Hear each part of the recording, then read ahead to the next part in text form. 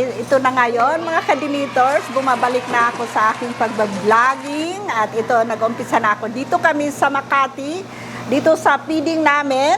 Ayan, papaliwanag niya kung anong gagawin ko dito at bakit nandito ako, guys. Ayan, magsalita! Hello everyone! So ako po si Christine Liza de Rosario, President po ng Rotary Club of Barangay Santa Cruz, and today, nandito po tayo sa ating adopted school na Francisco Benitez Elementary School, Maine. So, ngayon po, magkakaroon tayo ng isang malaking project kung saan mafe-feature po ang ating livelihood seminar. Mother Queen, alam ko po na nagluluto din po kayo, kaya medyo brief background lang po. Ano po ang inyong favorite lutuin? Ako kasi, ang favorite kong tulutuin, yung mga madali lang, like adobo. Walang kamatayang adobo, guys. Ayan. Very lang. Filipino po adobo. Yes. So ngayon naman po, sa livelihood program po na gagawin natin today, gagawa po ng tocino and embutido. Embutido. Kanina nagkamali ako. Sabi ko, langgonisa. Masarap din po kasi yung longganisa, kaya siguro po nabanggit ni Mother Queen. So ngayon po, nandito po si Mother Queen para i-bless and maging honored din po tayo sa kanyang presence para sa livelihood seminar. So Mother Queen, ano po ba yung mga ina-expect niyo po na makikita or ma-experience niyo po sa livelihood program? Ayun, yung gusto ko ring malalaman kung paano niya gagawin at baka gagayahin ko rin. Alam mo naman, gaya-gaya ako. At saka patikimin ko rin kayo kung marunong na ako gumawa. So maganda rin yung marami tayong alam kasi alam mo naman, nagluluto rin tayo. Nako, parang exciting naman po mapagluto tayo ng isang Mother Queen. Invite niyo naman po kami, Mother, kapag gagawa po kayo. Yes, adobo lang ipapaluto ko sa inyo, guys. Kasi parang ang gagawin yata yan, maraming mga process, di ba? Yes po. Gusto ko lang kasi easy. At saka kasama ko rin si aming neighbor, si Madam Eda. Come here, Madam, at ipaliwanag mo kung bakit nandito ako, anong papel ko sa ating feeding. Siyempre tayo ay mag-aaral gumawa ng tocino at embutido at in the future, ipapakain din natin sa ating feeding program. Yes, ayan. So, guys, ito na yung umpisa kong gagawa ng mga video at nakuha ko si Kenji na isang mag-i-edit at saka na magbibideo, guys. So, ito yun ang start nga lagi yung sinasabi sa akin nga kailan ako mag-umpisa, na pe-pressure din naman ako, guys. Kaya minsan hindi na ako nagla-live kasi yun ang lagi yung tanong at wala din naman akong maisagot. So ito na yun, starting now and then from now on, and then gusto ko ring mapakita sa inyo kung ano nang situation doon sa aming bahay sa Kaingin, guys. So abang-abangan nyo na lang ang aming mga tour kung saan kami magbibideo. Ayan!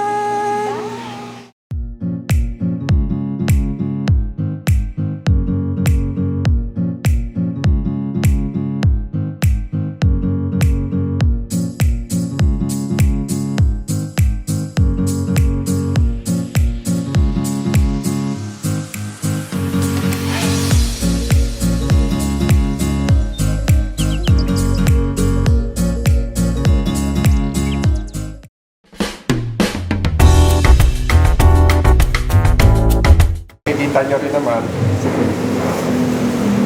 hindi siya makapal, hindi siya ganun kanipis. Tama lang din. Meron kayong ganito bawat isa, no? Ayan. Set aside muna natin yung karne. Yung curing, dalawang klase kasi yan. Bali tatlo tayo, no?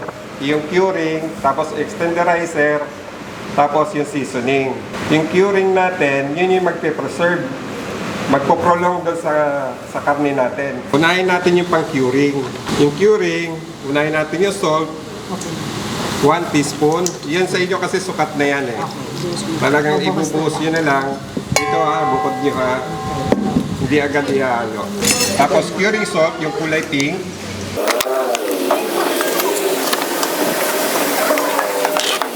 Paste is 1 teaspoon. Chilled water ang ginagamit natin para hindi siya maluto agad. Kung halimbawa warm kasi o kaya mainit, nawawala yung effectiveness ng curing agad. Since na ito, kailangan natin i-chill, ito kailangan din natin i-chill. No?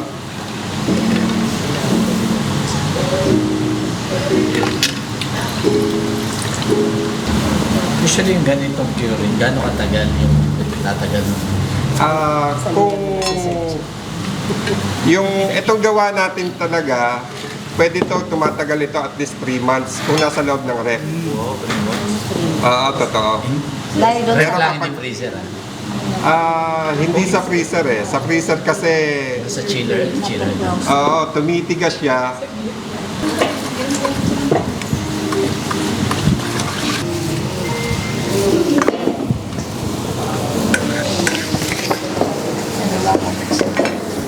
Mix lang natin. Actually, pwede naman kayo mag-adjust kung depende sa panlasa nyo. Yung salt kasi, sa 1 kilo talaga, ang standard, 1 tablespoon. Pero kapag meron na kayo mga extenderizer o kaya seasoning na dagdag na maalat, na alam nyo maalat, Bawas. pwede kayo magbawas doon sa salt para sa curing salt. Mix nyo lang hanggang sa ma-absorb yung gusto yung liquid, no? Napansin nyo malamig din yung meat natin, no? Ito kasi yung meat, pag binibili kasi natin, mapapansin nyo, pag bumibili kayo ng pork sa palengke, hindi pantay yung kulay. May maputla, merong mapinkish. Pero isang buo lang siya, sa 1 kilo halimbawa, iba-iba ang kulay niya. Ano sa tingin nyo ang dahilan nun? Dahilan lang ng stress din yung baboy. Ikaw ba namang katayin, di ba? Stress. Nakaka-stress talaga yun. Ang solusyon lang nun, Sa ilagay takot. nyo muna sa ref. Pag nilagay nyo sa ref, magpapantay ang kulay na magpipinkish. Pwede na lang kung hindi sariwa yung baboy, syempre. Pag hindi sariwa yung baboy, nagkukulay violet yun. Asan na sila? Wala na tayong magagawa doon. Kaya dapat, pag bumibili kayo, dapat laging fresh. Alam niyo, fresh. Yung solusyon naman doon sa, pagpipili naman ng baboy, kung malambot o hindi, paano niyo malalaman? Kinukurot. Yun, tama si Sir. Experiencer, no? Kinukurot kung malambot siya o hindi. Mapapansin niyo yun. Ngayon, may mga nagagalit na tindera kung pag kinurot mo, Hindi yung tindera ko. nagagalit na tindera. Pero ang titingnan nyo lang doon minsan, yung pinkish, Carne. huwag yung masyadong dark. Kasi pag masyadong dark yung meat, ibig sabihin, matanda na yung baboy. Okay. Mayroon palang yun. Doon na tayo ngayon sa pangalawang step, yung extenderizer actually. Pwede naman hindi natin isama yun. Kaya lang kung commercial kasi, mahalaga yung extenderizer. Yung kasi yung magbabind ng water na ilalagay natin para dumami yung timbang ng pork natin. Pampabigat. Kasi commercial na siya di ba? Kung pambahay lang, kahit wala extenderizer, kasi tayo naman yun tayo ang kakain. Pero kung pambebenta nyo, pararamihin natin yung baboy, extenderizer ang gagamitin natin. Set aside nyo uli yung kunin nyo yung bowl nyo, dyan, yung kasunod nyo, meron tayong isolate. Tingnan nyo yung isolate. Ito. Isolate. Meron dyan, may kompleto yan. Isolate. Masagot sa bawal. Isolate, 1 tablespoon. Tapos carrageenan. Isulat. Karaginan. Belgrade, sinulat mo ba? Kasi wala sa kopya. Yung carrageenan, ang pulse niyan, magbabind lang ng liquid. Lalagay natin dun sa meat. Actually, kasunod na natin yun, yung seasoning. Makikita nyo mamaya kung paano yung epekto ng isolate dun sa liquid na ilalagay natin dun sa mixture natin. Okay? Actually, iyan, lahat yan, food grade yan, kaya wala kayong dapat ikabahala dyan. Kaya lang, hindi pwedeng sumobra. Sa extenderizer kasi, kapag sumobra ka, nag-iiba yung lasa, maapektuhan yung lasa. Mangyayari dyan, kadalasan na lasa, mapait. O kaya may pakla. No? Kaya dapat, tama yung sukat. Water ulit. 1/2 cup lang ng water. Dito naman, warm water ang ginagamit natin or room temperature lang. No? Galo po marami, excuse me. 1/2. 1/2 cup tayo. Cup.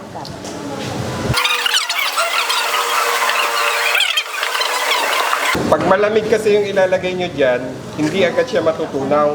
Mabubuo siya ng buo-buo pa. Kaya ginagawa natin, room temperature lang na kaya lukewarm water lang po. Kaya po tayo nag-cure, sinasantabi muna natin at least mga 5 minutes to 10 minutes para ma-cure niya ng gusto yung pork natin. Ito naman kasi, extenderizer lang naman ito eh. Pangalawa, pinapanatili niya yung kulay ng meat din natin. Mamaya sa embutido, gagawin pa rin natin yan. Ganun lang din ang proseso. Sa langgunisa, pare-pareho na proseso yan. Curing, tapos extenderizer, tapos seasoning. Ito pang pabigat lang to. Opo ma'am. Tapos napapanatili niya lang din yung kulay ng meat natin. Saka siya yung babind doon sa liquid na ilalagay din natin sa kasunod. Ganun. Oo, ganun. Sige. Hawakan mo yung Sige, hawakan ko. Tapos kikabot mo. May assistant pa. Uy, Pagka Pwede na ba? sige, pwede na yan kasi kuraw-kurawin pa ayan, yan. magandang texture yung ganyan oh. Ay ma'am oh. Kasi minikos-mikos eh. Halo nyo lang uli. Hugas pa. Para sa susunod.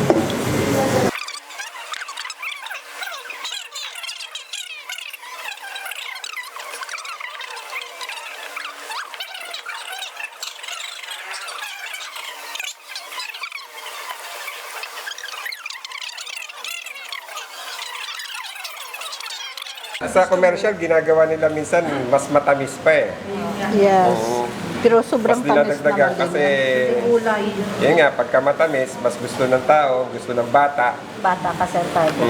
Matatanggal yung mahilig. Kusing kulay, sobrang pula. Yung kulay kasi, eto, wala tayong gagamiting kulay, no? Pero pagka gusto nyo naman na may kulay, meron tayong Alyora. Food coloring. Food coloring lang actually yung kulay na yan. Walang epekto sa lasa yan. Yan. Pagka sticky na siya, okay na yan. Set aside lang uli natin. Sundan na natin ngayon yung seasoning.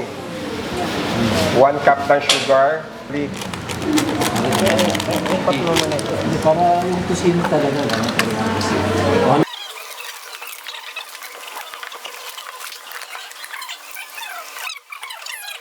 Magluto. Hindi kagad natin maluluto yan, no? Yan kasi may marination eh. Yung marination kasi, pagka nasa labas lang, di ba, huwag niyang ipapasok sa ref, at least 3 hours. Pero pag ipapasok niyo sa ref, dapat 6 hours. Mas matagal yung pagbe-blend ng lasa dun sa kapag ka nasa loob siya ng ref dahil malamig, no? Pero 3 hours lang pwede na. Pero mas better kung halimbawa ang gagawin yung overnight, mas maganda. Kasi mas tenderize yung mas ma-absorb niya yung lasa. Ito meron tayong dito, pineapple juice yung kasunod natin dyan, no? Pwede yung pineapple juice o kaya Sprite. Ako kasi pang commercial, ginagawa ko Sprite. Kasi kapag ka pineapple juice pang commercial, mas madaling masira, umaasim. Saka mas tumitigas yung Pag nag-pineapple juice kayo, ibig sabihin, yung pwede nyo nang lutuin agad kinabukasan. Pero kung ipipreserve nyo ng matagal, Sprite. Sprite tayo. Chef. Okay, ano tayo? Sprite tayo. Excuse me. Ito na bago. Ano na lasa mo? Anisado, ito yung ginagamit minsan sa paggawa ng amonado. Meron pa lang ganyan na bibili na. Sa baking, saan ginagamit yan? Ito, flavoring lang to actually. Flavoring, kasi nakita ko lang kahapon sa Living baking. to. Lasa na. Anisado. Amoy anis. Pag walang anisado, pwede naman gin. No? Tama. Basta clear color. Yung gin Kahit anong klaseng Lagyan na lang spirit, pineapple, basta no? clear color. Again, pineapple. May soju doon. So, dalawa. May soju. 2 tablespoon ako. So, Next natin yung garlic powder. Meron tayo dyan, no? garlic powder, 1 tablespoon. Ito na ako na. Parang may silbi. Ayan. Lahat yan? Pag wala kayo nakitang meat enhancer, nor cubes lang. Vitamin C, pwede rin. Lagyan nyo rin vitamin C para at least may sustansya. Pero tumutulong din siya sa pag-cure. Kahit basta vitamin C, ascorbic. Ito kasi powderized na yan eh. May nabibili talaga sa palengke niyan, powderized May na. nabibili na siya. Pero pag wala kayo makita, pwede naman yung tablet. Dudurugin pwede. lang. Oo. Pwede natin yung costing, kaya lang wala tayo kasing white board para mag-costing, no? Pero ang simpleng costing lang nun, yung meat nyo, halimbawa, 400 ang kilo, tapos plus 5 pesos lang sa bawat ingredients. Yan yung cost niya. Pero pagka ibibenta nyo, syempre magkakaroon kayo ng markup. No? 100%. Paiba-iba ang presyo ng baboy. 400 na nga yun. Kaya pag nagko-costing, Matas na yun. dapat lagi kayo may buffer margin, at least 5% ng lahat ng cost nyo.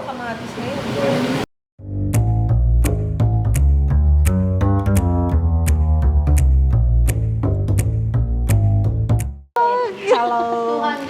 Natapos na yung unang gawa. Ano ba yung gawa na yun? Tosino, di ba? Tosino, tapos na yung tosino.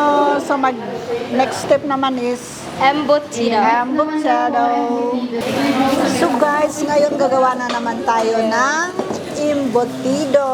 Kasi, tosino embutido. Okay, so, umatin kasi ako ng demo ng mga paggawa ng tosino at embutido. Kaya importante pag meron kayong mga measuring tools, no? Measuring spoon o kaya measuring cup.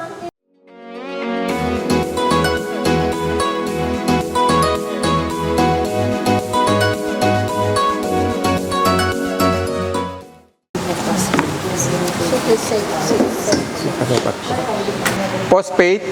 Meron na. Naglagay na kayo, phosphate. Tatlo na to. Lahat na. Yes. Salt, curing salt, phosphate.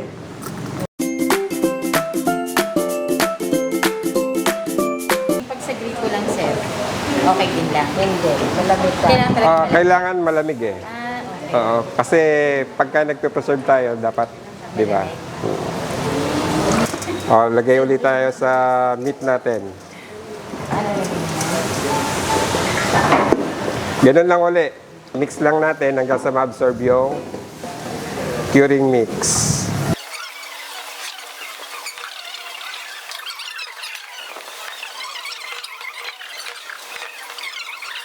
Okay na. Lapot na. Okay? Kasunod natin yung extenderizer. Yung extenderizer natin, gagamit na ngayon tayo ng TBP. Ito, extenderizer, ibig sabihin kasi pampadami, no? Yun yung mga simpleng daya, pero legal, actually. Huwag sa karne, ha? Hayaan muna natin ma-cure yung karne. Doon na tayo sa extenderizer.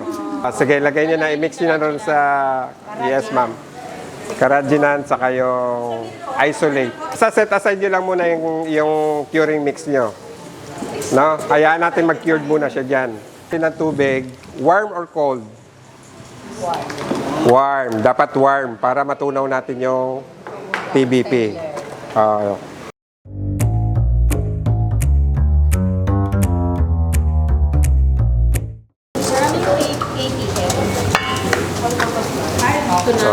All-purpose flour.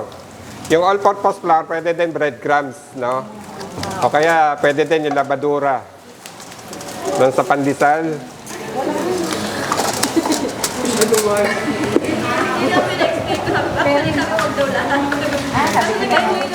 Ginagamitan din ng TBP. Pwede rin gamitan ng TBP actually para dumami.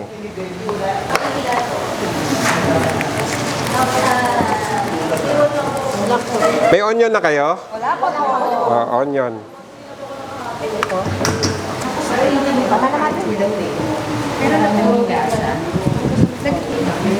Meron na to siya. Wala pa.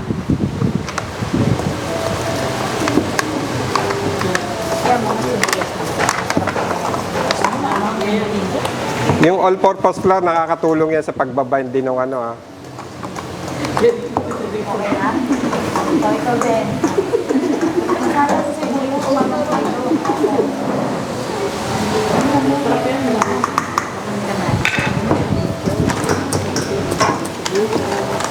Pickles, meron na kayo, no? Pag gumamit kayo ng pickles, dapat ini-strain nyo muna, no? Tanggalan ng liquid. Maasim kasi masyado yung yung liquid. Ini-strain, didrain nyo lang.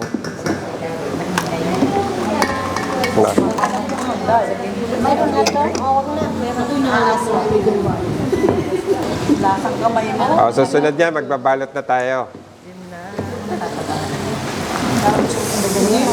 Sa dulo may konting asin, taba.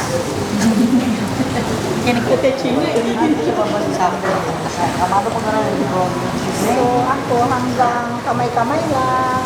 Para sabihin na meron ginagawa, pero actually wala talaga yan. Tulong naman.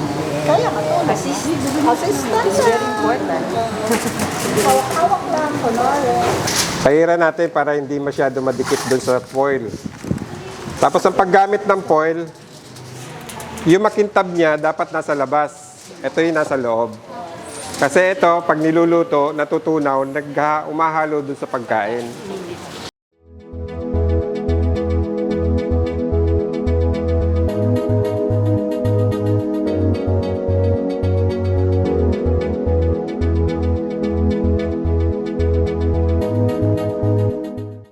Girl, i-spray ba naman ang pahaba? Hawakan niyo na.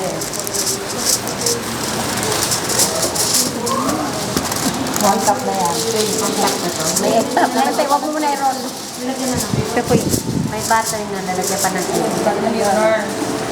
Dapat ganito yung ano, no? Depende din sa inyo sa laki. Kung gusto nyo na mas malaki, okay lang din.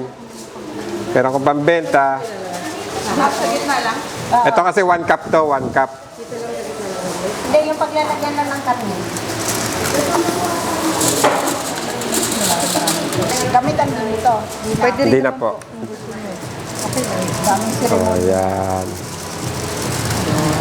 Yan. Perfect. Perfect. Hindi pa masyadong sanay mag-lumabas. Yan. Tapos, Tapos, Sobra. pagka dito po, sa dulo, pain nyo lang, tapos twist. Tapos, tulak ng konti pag gano'n. Para sumiksik sa ibabaw. Tapos ito naman, ganon. igaganon nyo muna ma'am. Kasi bababa pa po yan, sisiksik. Dapat siksik. Ayan. Tapos, yan. Perfect. Only try. Rolyo, kunin mo yung nasa dulo. Tapos, pag twist mo ng ganon, tulak ng konti, siksik. Tapos to. Yan. Ayan, ano niya ma'am. Tanggalin mo yan. Yan. I-roll niyo muna to. Pero ma-open pa siya, sir. Hindi. Ito. Ayan mo to. I-lock mo sa ganun. Pisilin mo muna tapos twist. Yan. Tapos twist. Yan. Tapos tayo mo. Yan. Taktak mo. Okay. Yan. Tapos Kunin mo lang yung dulo. Ganyan. Tapos ito. yan. Tapos i-twist mo dyan. Sagad mo. I-twist. Ganyan mo muna. Yan. Tapos saka i-twist. Si ma'am nangilig sa mahaba. Ang haba nito ma'am. Bakit ganyan ang hawak mo? Sobrang haba. po ay dito magkano po ito kung i-add natin ng ito talaga siya originally. Kami, pagka nagbebenta kami ng ganito nung araw, nasa 70 pesos eh. Okay po.